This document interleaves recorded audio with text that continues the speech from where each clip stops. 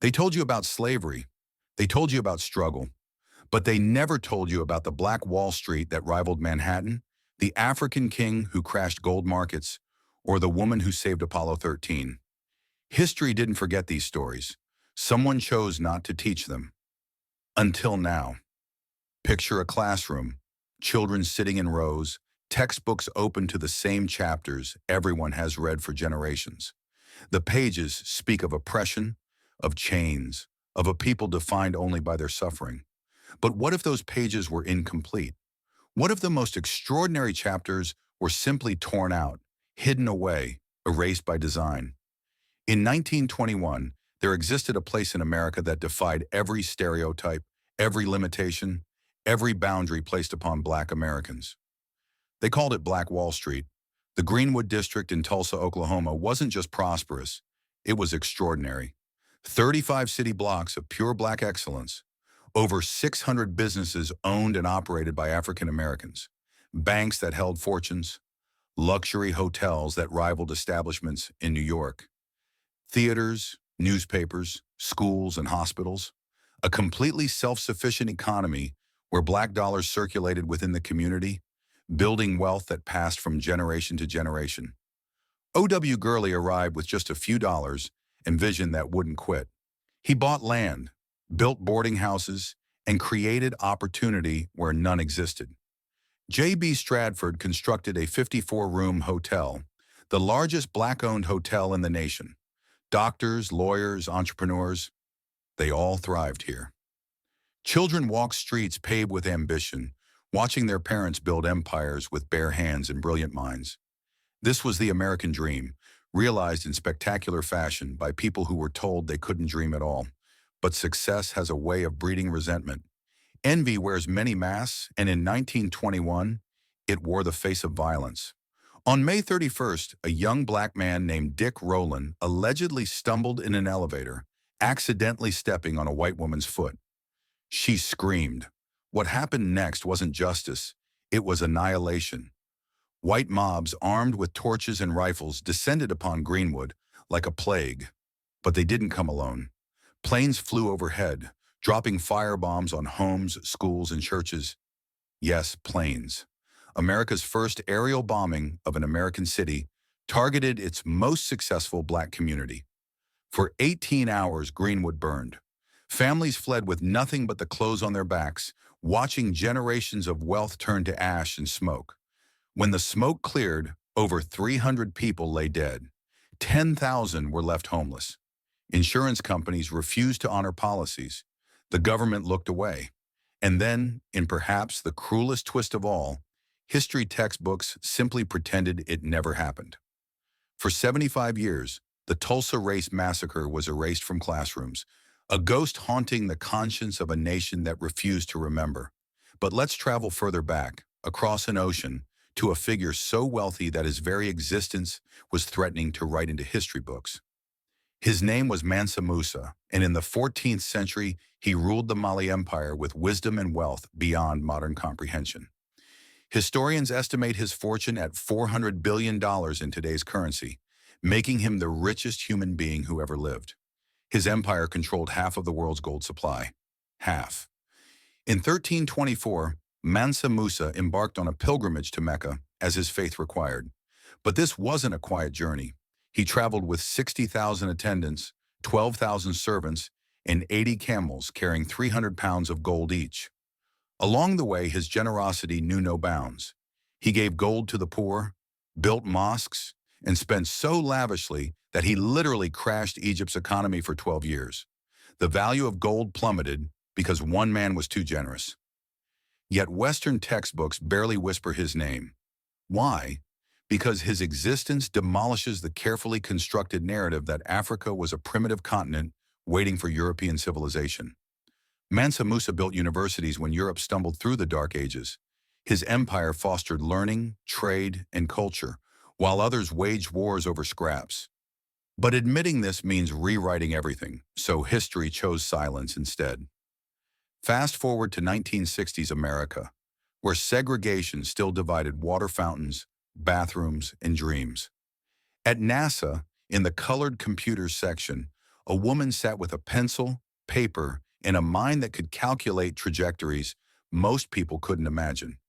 Her name was Katherine Johnson, and she was about to save America's space program without anyone knowing her name. While white engineers worked in gleaming offices, Katherine and her black colleagues performed calculations in a separate building, forbidden from attending meetings about their own work. They were brilliant, essential, and invisible. Katherine calculated the trajectory for Alan Shepard's historic flight, the first American in space. Her math was so precise, so undeniable, that when NASA began using electronic computers, astronaut John Glenn refused to launch until Katherine personally verified the numbers. "Get the girl to check the numbers," he said. "If she says they're good, I'm ready to go." She was that girl, the one who saved Apollo 13 when everything went wrong in space. The one whose calculations brought astronauts home safely time and time again. But her name appeared on no research papers. Her contributions were credited to departments, to teams, to anyone but her. For over 50 years, Katherine Johnson remained anonymous, a ghost in the machine of American achievement.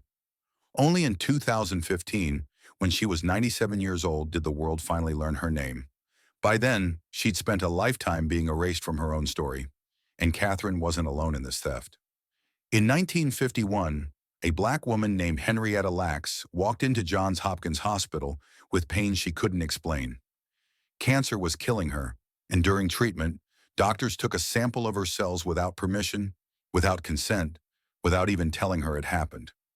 Those cells, labeled HeLa, did something impossible. They survived outside her body. They reproduced infinitely, becoming immortal in laboratories worldwide. HeLa cells became the foundation for the polio vaccine, cancer research, gene mapping, and COVID-19 vaccines. Billions of dollars in medical breakthroughs, millions of lives saved, an entire industry built on cells taken from a black woman who died poor and forgotten. Her family didn't learn about HeLa cells until 20 years after her death. They couldn't afford health insurance while companies profited from her body. The woman who helped cure the world never knew she'd done it, and her family never saw a penny. Then there's Garrett Morgan, standing in Cleveland in 1914 with an invention that would save countless lives. He called it a safety hood. The world would call it a gas mask. When miners became trapped underground in 1916, choking on toxic fumes, Garrett put on his invention and walked into death itself to pull them out. Orders flooded in from fire departments across the country until they learned the inventor was black. Then silence. Garrett had to hire white actors to demonstrate his inventions at trade shows, hiding in the shadows of his own genius. He also invented the three-position traffic light system still used today, the mechanism that keeps traffic flowing safely at every intersection. Yet history credits his innovations to others, or mentions him as a footnote, if at all. The man who saved firefighters had to pretend he didn't exist to get his inventions into their hands. But the erasure goes deeper than individuals. It swallowed entire civilizations whole. In what is now Ethiopia, the Aksum Empire once rivaled Rome itself. From the 1st to 8th centuries, Aksum commanded trade routes across Africa, Arabia, and India. They minted their own currency, built towering stone obelisks that still stand today, some over 100 feet tall, and developed their own written script, making them the only African civilization to do so. While Rome crumbled, Aksum thrived. Travel south to Great Zimbabwe, where between the 11th and 15th centuries, an empire built a stone city so magnificent that European colonizers who found it centuries later refused to believe Africans constructed it. The walls, made of perfectly fitted granite blocks without any mortar, stretched for hundreds of miles. The engineering was so advanced, so precise, that colonizers invented wild theories. Aliens, lost white tribes, anyone but the truth. Because accepting that black Africans built this masterpiece meant admitting their inferiority narrative was a lie.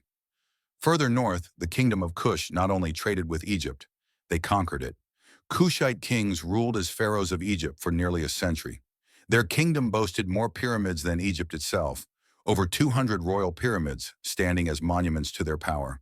They mastered metallurgy, creating weapons and tools that made them formidable in warfare and trade. Yet Western education skips from ancient Egypt to ancient Greece, as if nothing else existed in between. And what about Timbuktu? The very name became a punchline in Western culture, slang for the middle of nowhere, a place of insignificance. But the truth is a slap in the face of ignorance. The University of Sankore in Timbuktu existed before Oxford, before most European centers of learning. 700,000 manuscripts on mathematics, astronomy, medicine, and philosophy filled its libraries. Scholars from across the world traveled to Timbuktu in the 14th through 16th centuries because it was the intellectual center of civilization. While Europe stumbled through the Dark Ages, Timbuktu blazed with enlightenment. So why don't we know these stories? It's not accidental amnesia. It's not innocent oversight. This is systematic erasure, a curriculum designed by those who benefit from a narrow narrative. When history is written by conquerors, the conquered disappear. When textbooks are approved by committees invested in maintaining certain mythologies, uncomfortable truths get edited out.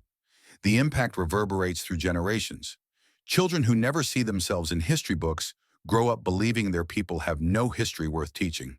They learn that their story begins with enslavement, as if nothing came before, as if their ancestors contributed nothing to human civilization except suffering.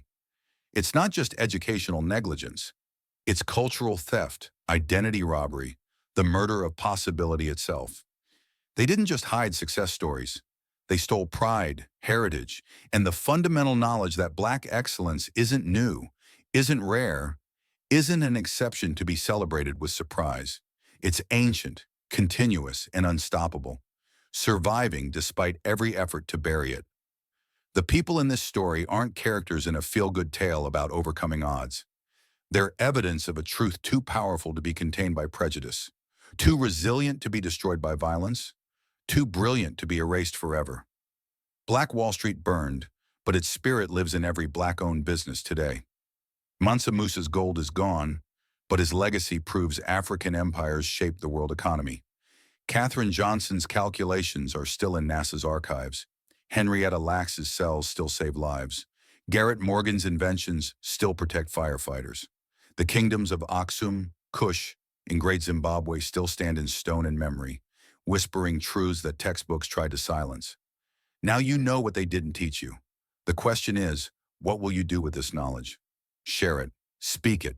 Demand that schools teach complete history, not comfortable history. Subscribe to this channel and hit that bell, because there are countless more stories waiting to be told, more lies waiting to be corrected, more excellence waiting to be acknowledged. Drop a comment below. Which story shocked you most? What other hidden history needs to be uncovered? Your like and share fight against algorithms that prefer comfortable narratives over uncomfortable truths. Black excellence isn't a modern movement born from hashtags and protests. It's a historical fact stretching back millennia, surviving slavery, colonization, segregation, and erasure. They hoped you'd never discover it. They counted on your ignorance. But now you know. And they can't take that back. Ever.